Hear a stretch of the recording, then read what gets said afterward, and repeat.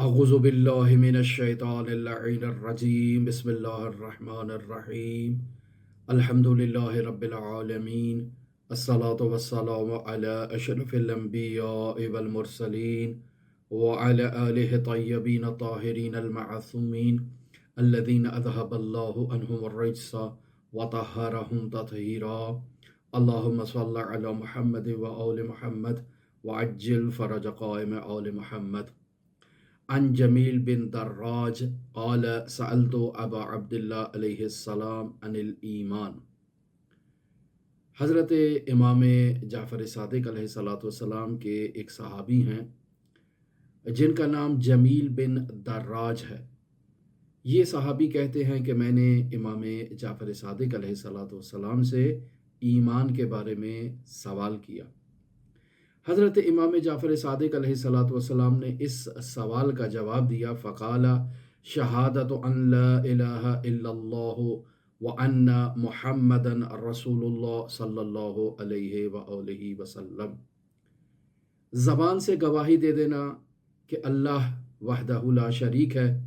और मोहम्मद मुस्तफ़ा उसके रसूल है, ये ज़बान से गवाही दे देना ईमान है। तो जमील बिन दर्राज हज़रत इमाम जाफ़र सादिक़ अलैहिस्सलाम से फिर सवाल करता है। क़ाल, जमील कहता है, कुल तो मैंने इमाम सादिक़ आले मोहम्मद से कहा, अलैसा हाज़ा अमलुन, ये जो वो ज़बान से अशहदु अन ला इलाहा इल्लल्लाह व अन्ना मुहम्मदन रसूलुल्लाह सल्लल्लाहु अलैहि वसल्लम कह रहा है, तो क्या ये ज़बान से गवाही देना अमल शुमार नहीं होगा? क़ाला बला, तो इमाम सादिक़ आले मोहम्मद ने फरमाया कि जी हाँ, ये ज़बान से गवाही देना भी अमल है। कुल तो जमील बिन दर्राज कहता है कि मैंने इमाम जाफ़र सादिक़ अलैहिस्सलाम से फिर सवाल किया कि फ़ल अमलो मिनल ईमान, तो क्या अमल जो इंसान अंजाम देता है ये ईमान से है? तो क़ाला, इमाम सादिक़ आले मोहम्मद फरमाते हैं, ला यस्बुतु लहू, कि उस शख्स के लिए साबित नहीं होगा, अल ईमाना, कि उस शख्स के लिए ईमान साबित नहीं होगा, इल्ला बिल अमले, मगर ये कि वो अमल को अंजाम दे। यानी सिर्फ ज़बान से कह देना काफ़ी नहीं है, बल्कि ला यस्बुतु लहुल ईमान, उसके लिए उस वक़्त तक ईमान साबित नहीं होगा, इल्ला बिल अमले, जब तक कि वो अपने एतक़ादात क़ल्बी पर अमल ज़ाहिर नहीं करता है। फल अमलो मिन्हु, तो अमल जो है वो ईमान का हिस्सा है। अज़ीज़ान मोहतरम, हमारी आपके साथ गुफ्तगू किताब वसाइल शिया अब्वाब जहाद बिन नफ्स और इस अब्वाब जहाद बिन नफ्स में दूसरा बाब, और आज हमने आपकी खिदमत में छठी हदीस बयान की है जो हज़रत इमाम जाफ़र सादिक़ अलैहिस्सलाम से मुताल्लिक़ है। और हमारी ये गुफ्तगू जो अखलाकी उन्वान से अब्वाब जहाद बिन नफ्स के बारे में आपके साथ जारी है, यहाँ दरवा के इस दूसरे बाब में हर उज़्व का जिस्मानी जो नसीब है ईमान से, उसे आइम्मा मासूमीन अलैहिमुस्सलातु वस्सलाम के कलाम की रोशनी में बयान किया जा रहा है। यानी इंसान ईमान हासिल करना चाहता है, मोमिन बनना चाहता है, तो उसे ये चाहिए कि अपने आज़ाओ जवारे के नसीब में जो ईमान का हिस्सा मौजूद है उसे अपने अमल से अंजाम दे ताकि वो मोमिन शुमार हो। लिहाजा अज़ीज़ान मोहतरम, बुनियादी तौर पर अगर देखा जाए तो दीन का मकसद क्या है, ये एक सवाल नहायत ही अहमियत का हामिल है। तो अगर इस सवाल का जवाब तलाश किया जाए तो यकीनी बात है इस्लामी तालीमात की रोशनी में बेबांगे दोहल ये कहा जा सकता है कि दीन का मकसद इंसान और इंसानी मुआशरे को हयात तय्यबा अता करना है। यानी इंसान भी हयात तय्यबा का मालिक हो जाए और इंसानी मुआशरा भी हयात तय्यबा इख्तियार कर ले।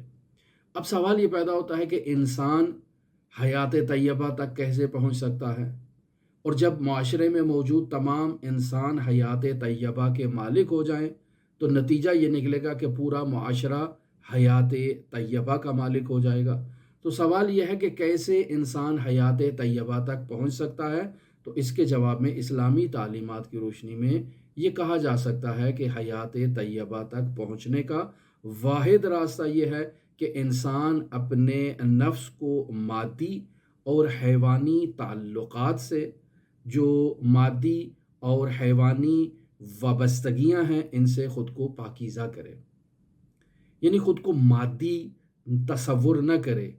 انسان کے وجود میں دو پہلو پائے جاتے ہیں، ایک اس کا مادی عنصر ہے، ایک اس کا مادی پہلو ہے، اور ایک اس کا معنوی اور روحانی جو ہے وہ پہلو ہے۔ انسان خود کو صرف مادی تصور نہ کرے، بلکہ اس عالم دنیا میں انسان موقتاً جو آیا ہے، عارضی طور پر جو آیا ہے، مختصر زندگی بسر کرنے کے لیے جو آیا ہے، تو در حقیقت انسان کو اس مادی دنیا میں اور اس مادی دنیا میں حیوانی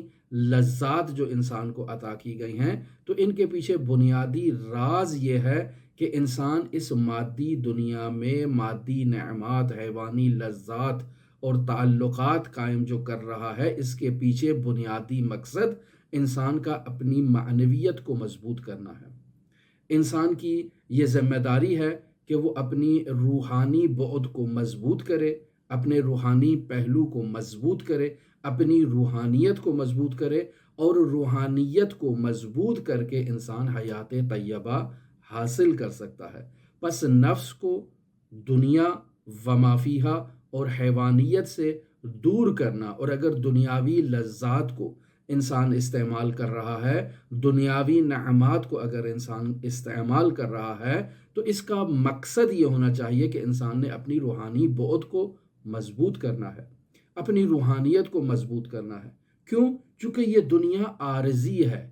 انسان نے اس دنیا میں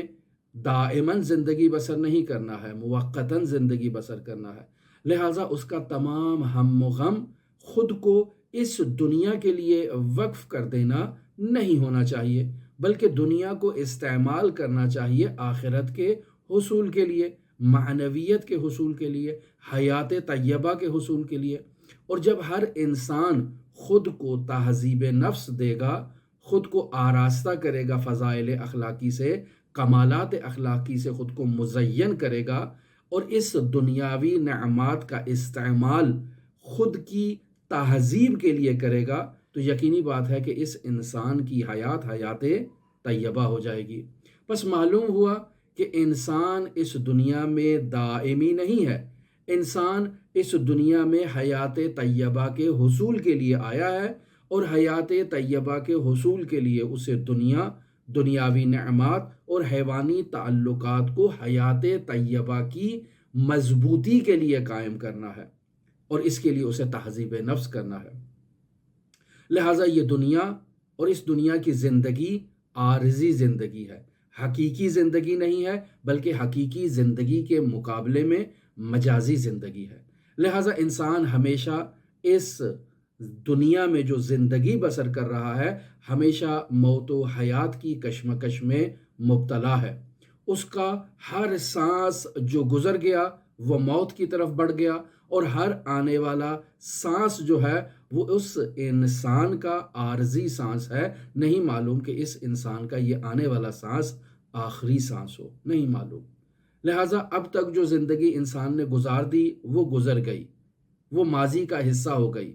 اور اب جو انسان لحظہ لحظہ زندگی بسر کر رہا ہے، لمحہ بلمحہ آگے کی طرف جو بڑھ رہا ہے، نہیں معلوم کہ اس کا کون سا سانس آخری سانس ہوگا، اور کون سے سانس میں انسان نے اس دنیا سے مفارقت اور جدائی اختیار کرنا ہے۔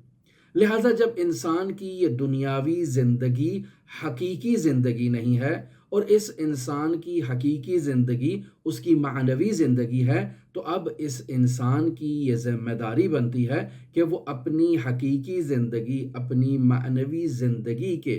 حصول کے لیے، ارتقاء کے لیے، اس میں بہتری لانے کے لیے انسان اپنے دل کو زندہ کرے اور حیات طیبہ کا مصداق بن جائے۔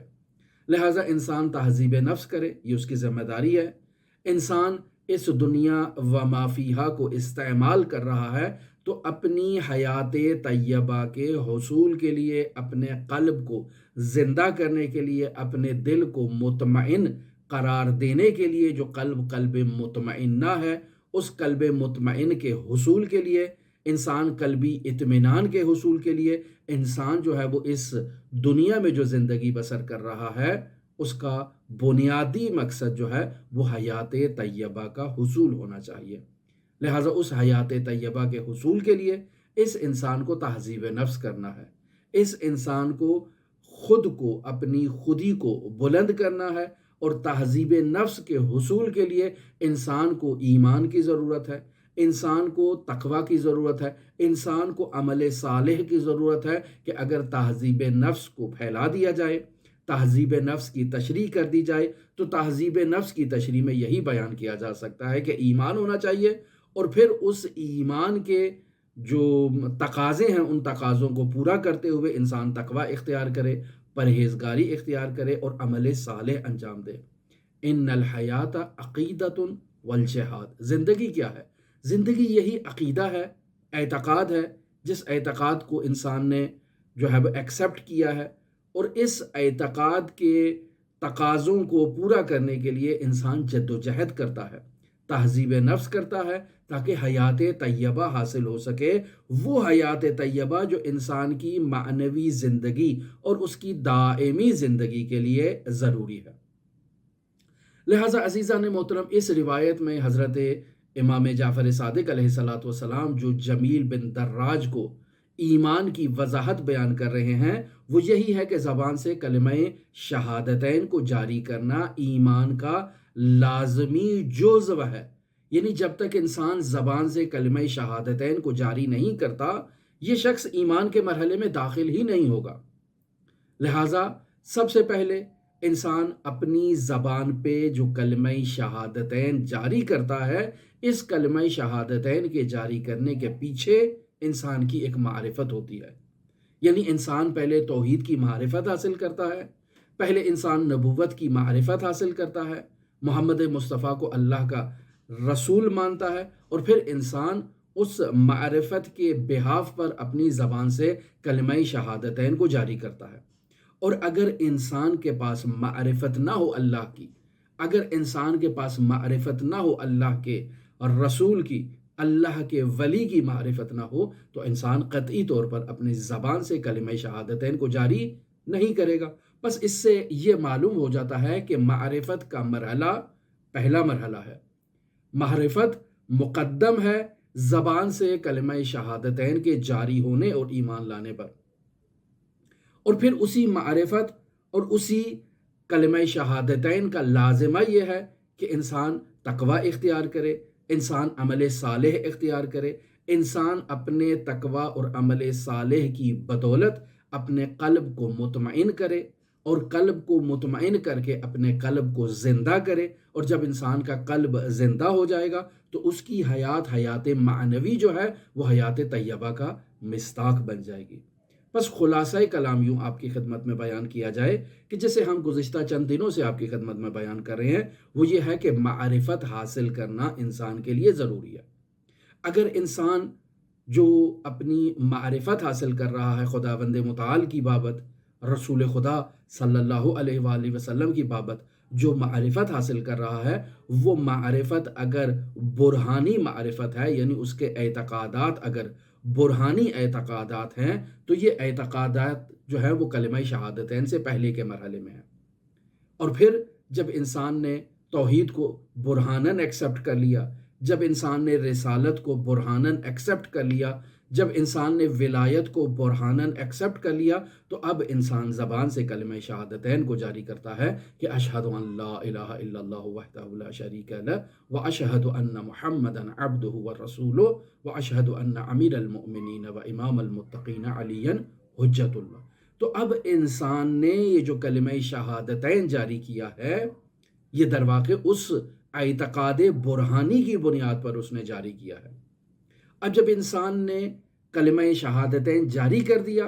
تو اب اس کلمہ شہادتین اور اس معرفت برہانی کا لازمہ یہ ہے کہ انسان خود کو آمادہ کرے تقوی کے لیے، خود کو آمادہ کرے عمل صالح کے لیے، جو اس کلمہ شہادتین کا اور معرفت برہانی کا لازمہ ہے، کہ انسان عمل سے اس کو ثابت کرے۔ لہٰذا جس بات پر انسان نے عقیدہ قائم کیا ہے، اس عقیدے کی بنیاد پر جو اللہ نے تعلیمات انسان کو دے رکھی ہیں رسول خدا صلی اللہ علیہ وآلہ وسلم کی بدولت، ان تعلیمات پر عمل کر کے انسان اپنے نفس کو فضائل اخلاقی سے، فضائل نفسانیہ سے، ملکات نفسانیہ سے اپنے نفس کو آراستہ کرتا ہے اور زینت دیتا ہے۔ جب انسان خود کو نفسانی کمالات سے، فضائل نفسانی سے خود کو آراستہ کرتا ہے تو ایسا انسان ملکوتی انسان ہوتا ہے، ایسا انسان حیات طیبہ کا مالک ہوتا ہے۔ پس ہم یوں کہہ سکتے ہیں آپ کی خدمت میں کہ عمل صالح جو انسان انجام دیتا ہے یہ انسان کے ایمان اور حیات طیبہ کا نچوڑ ہے۔ یعنی انسان نے جو عمل صالح انجام دیا ہے تو عمل صالح انجام دے کر ہی انسان مؤمن بنتا ہے اور انسان حیات طیبہ کا مصداق بنتا ہے، جسے امام جعفر صادق علیہ السلام کے اس نورانی جملے میں بیان کیا گیا ہے کہ لا یثبت لہ، ثابت نہیں ہوگا اس شخص کے لیے کیا؟ الایمان، اس کے لیے ایمان ثابت نہیں ہوگا الا بالعمل، مگر یہ کہ وہ عمل انجام دے، تب معلوم ہوگا کہ یہ شخص مؤمن ہے یا مؤمن نہیں ہے۔ پس عمل کیا ہے؟ والعمل منہ اے من الایمان، عمل ایمان کا حصہ ہے۔ پس عزیزان محترم، جب انسان عمل صالح کرتا ہے، جب انسان تہذیب نفس کرنے کے نتیجے میں عمل صالح کو انجام دیتا ہے تو اس انسان کے اس عمل صالح کے نتیجے میں اس کی انفرادی زندگی میں سکون ہوگا۔ جب اس کی انفرادی زندگی میں سکون ہوگا تو اس کی معاشرتی زندگی میں بھی سکون ہوگا۔ اس انسان کی انفرادی زندگی میں امنیت اور آسائش ہوگی، اس کی معاشرتی زندگی میں بھی امنیت و آسائش ہوگی۔ یہ انسان انفرادی زندگی میں صلح جو اور صلح پسند ہوگا، یہ معاشرتی میدان میں بھی صلح پسند ہوگا، جنگجو انسان نہیں ہوگا۔ یہ شخص انفرادی زندگی میں محبت کرنے والا ہوگا، دوستی کرنے والا ہوگا، انسانیت سے دوستی کرنے والا ہوگا، اللہ کی مخلوق سے دوستی کرنے والا ہوگا، تو معاشرتی زندگی میں بھی یہ شخص محبت کرنے والا، دوستی کرنے والا، انسانیت سے محبت اور انسانیت سے دوستی کرنے والا ایک امن پسند شہری ہوگا معاشرے میں۔ اور اس کے نتیجے میں اگر ہر انسان معاشرے کا، ہر فرد اگر اس کا مصداق ہو جائے تہذیب نفس کرتے ہوئے، وہ جو زبان سے اس نے کلمہ شہادتین جاری کیا، جس کلمہ شہادتین کے جاری کرنے کے پیچھے اس کا اعتقاد برہانی موجود تھا، تو وہ اعتقاد برہانی اس کو وادار کرے گا، اسے آمادہ کرے گا کہ یہ زبان سے کلمہ شہادتین کو جاری کرے۔ کلمہ شہادتین کو جاری کرنے کے بعد اسے وادار کرے گا کہ یہ اس کلمہ شہادتین کے مضمون کے مطابق اپنے عمل کو ڈھالے، یعنی عمل صالح انجام دے، تقوی اختیار کرے، تہذیب نفس کرے، پاکیزگی کرے اور حیات طیبہ کا مصداق بنتے ہوئے قلب مطمئنہ کا مالک بن جائے۔ جب معاشرے کا ہر فرد اس زمرے میں شمار ہوگا تو انفرادی انسان کی زندگی بھی حیات طیبہ کا مصداق ہو جائے گی اور انسان کی معاشرتی زندگی بھی حیات طیبہ کا مصداق ہوگی۔ لیکن اگر انسان جو معرفت برہانی اس نے قائم کی اور جس معرفت برہانی کے بہاف پر اس نے کلمہ شہادتین کو جاری کیا، لیکن اب اس کے مطابق وہ عمل نہیں کر رہا، تو اس کی زندگی ناہموار ہوگی، اس کی زندگی میں دکھ ہوں گے، تکالیف ہوں گی، مشکلات ہوں گی، اس کی انفرادی زندگی میں ظلم ہوگا، معاشرتی زندگی میں بھی ظلم ہوگا، اس کی انفرادی زندگی میں طغیانی ہوگی، معاشرتی زندگی میں بھی اس کے طغیانی ہوگی۔ اس کی انفرادی زندگی میں اگر ہوا پرستی اور نفس پرستی ہوگی تو معاشرتی زندگی میں بھی یہ ہوا پرست اور نفس پرست معاشرے سے دوچار ہوگا۔ انفرادی زندگی میں اگر یہ انحصار طلبی کرتا ہے اور ہر چیز کو خود کے لیے، خودی کو ہر چیز پر مقدم کر دیتا ہے اور خودی پر ہر چیز کو قربان کرنے کے لیے اور ہر قدر کو قربان کرنے کے لیے تیار ہوتا ہے، تو معاشرہ بھی اسی طرح سے جو ہے وہ انحصار طلب معاشرہ ہوگا۔ یعنی معاشرے کا ہر فرد کہ جو عمل صالح انجام نہیں دے رہا، جو با تقویٰ نہیں ہے، وہ اسی طرح معاشرے میں ایک دوسرے کے حقوق کو چپاول کرے گا، ایک دوسرے کے حقوق کو چھیننے کی کوشش کرے گا، اور عین اس کی مثال آج آپ ہمارے پاکستان کے معاشرے میں مشاہدہ کر سکتے ہیں۔ کیسے لوگوں کے گھروں میں گھسا جاتا ہے، کیسے لوگوں کی چادر اور چار دیواری کو کے تقدس کو پامال کیا جاتا ہے، کیسے لوگوں کی ناموس کے ساتھ کھیلا جاتا ہے، ان کے اموال کو غارت کیا جاتا ہے، اور یہ سب اسلامی ریاست میں اسلامی قوانین کے مطابق جو ہے وہ دعویٰ کیا جاتا ہے کہ ہم اس ملک کے قوانین کے محافظ ہیں اور قانون پر عمل درآمد کر رہے ہیں، اور قانون کی عملداری کے مطابق یہ سب کچھ ہو رہا ہے، اور قانون کا بول بالا کرنے کے لیے سب کچھ ہو رہا ہے، اسلامی معاشرے کی فلاح و بہبود کے لیے سب کچھ ہو رہا ہے، جبکہ یہ سب کچھ آپ جو دیکھ رہے ہیں یہ نفس پرستی ہے، یہ ہوائے نفس ہے، یہ جو کچھ بھی آپ دیکھ رہے ہیں یہ عمل ناصالح ہے، اور ہر عمل کا ایک رد عمل ہوگا جو خود ان کی ذات میں جو افراد یہ ظالم ہیں، جو دوسروں پر ظلم کر رہے ہیں، جو ہوا پرستی کا شکار ہو چکے ہیں، جو انحصار طلبی چاہتے ہیں، یہ سب ان کی انفرادی زندگی میں بھی اس کا اثر آپ مشاہدہ کریں گے۔ یہ دکھ درد انہیں دیکھنا ہوں گے، یہ ان کے سامنے آئیں گے، یہ مقافات عمل سے دوچار ہوں گے، اور اسی دنیا میں یہ اپنے عمل کا جو ہے وہ صلہ دیکھیں گے، اور قیامت میں عذاب علیم ان کا انتظار کرے گی۔ لہٰذا عزیزان محترم، اگر انسان چاہتا ہے کہ وہ حیات طیبہ اختیار کرے تو حیات طیبہ کے لیے ضروری ہے انسان قلب مطمئنہ کا مالک ہو۔